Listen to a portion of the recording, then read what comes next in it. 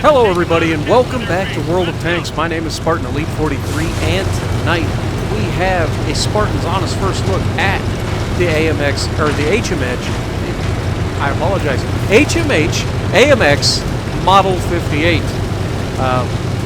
Maybe it's Modele. I'm going to go with the fact that it's a Model 58. But yeah, so what is it? Well, it's a AMX 50, AMX 13105. God, I've screwed up so many times already. At Tier 8. So how do they balance it? How do they make it not completely a ridiculous Tier 8 or Tier 10 tank at a Tier 8 level? Well, first of all, you almost never see Tier 8s. You're almost always Tier 9s and 10s. So that kind of helps. But the other part of it is they've done quite a bit to it to nerf it. First of all, they nerfed the alpha from 420 hit points down to 323, so taking 100 hit points off your alpha hit, which hurts. There's a lot of times I've caught myself going in on a guy to finish him off and realizing I'm leaving him with very little hit points because he just didn't have enough alpha to take him down. So that is something you got to watch. Now, it does get a little bit less penetration as well, 138 millimeters on the standard and 189 on the 13105, and I'm using the stats that are on the website if you're wanting to know what I'm talking about. So if any of these numbers are wrong, I apologize. I don't know how they get them. I'm reading them off to you. I'm not a stats guy. But anyway, the armor is identical. There's nothing changed in the armor to the Tier 10. The max speed is identical. The hit point or the engine horsepower is different.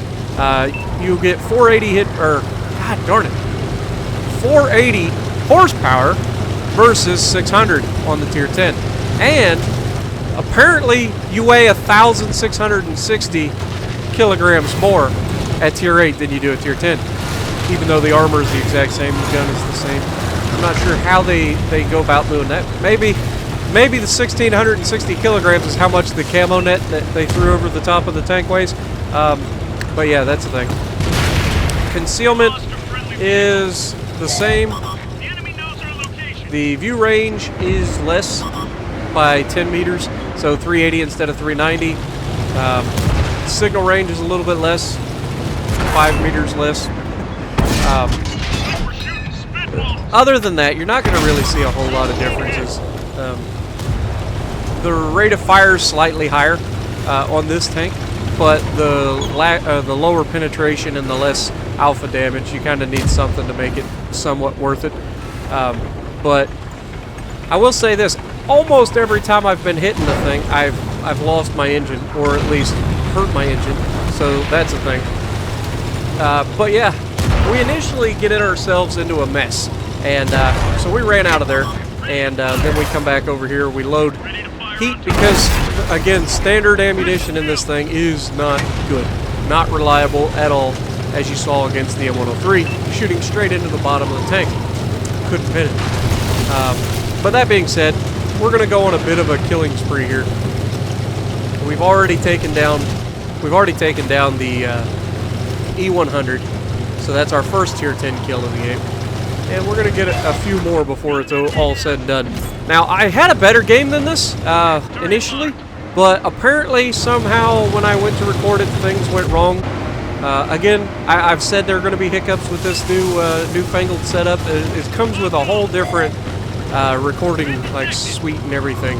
So I've got to be careful how I do things. There we get a little bit aggressive, but we do come up and we got the side shots on the E4. And even though he's going to look at us here in a second, we're just going to go ahead and take him down. And that gives us a good chance to reload.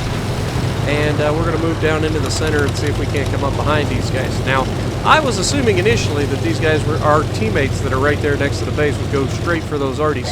But they seem to take a minute to do it. And it kind of catches me off guard a little bit. But if I had to be honest about this tank, which I try to be in these videos, you know, my honest first looks at the tanks. Is it something that I personally would buy? No. And it's not a knock on the tank. The tank, there's not anything really wrong with the tank. It's a 13105 at Tier 8, and yeah, it has slightly less horsepower. The alpha damage got nerfed, But at tier 8, I mean, it's still a really, really formidable force. But it's just not a tank for me. You guys know I'm not a real big fan of the tier 10 tank either. I just don't do as well as I'd like to do. Now, they're still dangerous. I mean, you'll see here in a moment when these guys all start making me a little nervous. I don't get a whole lot of assist damage in these tanks because I just feel like the whole point of them existing is to just clip out low health tanks. And so that's what I do. Now, you'll see the 277 there. And now we're already auto-locked on the Death Star, and we go ahead and push up. That could have went horribly wrong, but I was hoping that it would pin him, being the fact that it was heat. And we get a lucky shot right through the side armor. So, can't argue with that. And now we're coming up here to help with the E50 again. And you can see, like I said, it's not a bad tank. It's got mobility. It gets up to 68 kilometers an hour. That's as fast as I've had it anyway.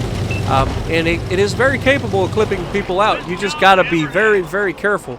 And remembering that it is not the tier 10 version. The alpha damage will get you. But 1,400 damage, 4 kills, Orlick's Medal, which is something I don't end up with very often. But, you know, it's not a bad tank by any stretch. It's just not necessarily for me. So hopefully you guys have enjoyed this. If you like what I'm doing, punch the like button, leave a comment below, subscribe to the channel if you haven't already, and as always, I will see you in the next video.